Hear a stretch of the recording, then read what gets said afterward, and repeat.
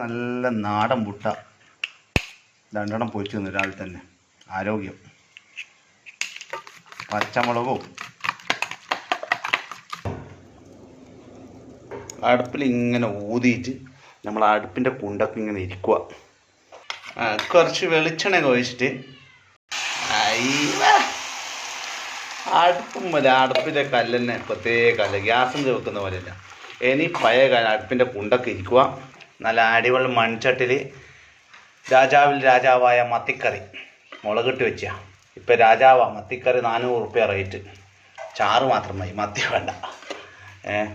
ദോശയും കോമ്പിനേഷനാണ്. രാവിലെ തന്നെ മത്തിക്കറിയും നല്ല ദോശയും മുട്ട റെഡിയാകുന്നുണ്ട്.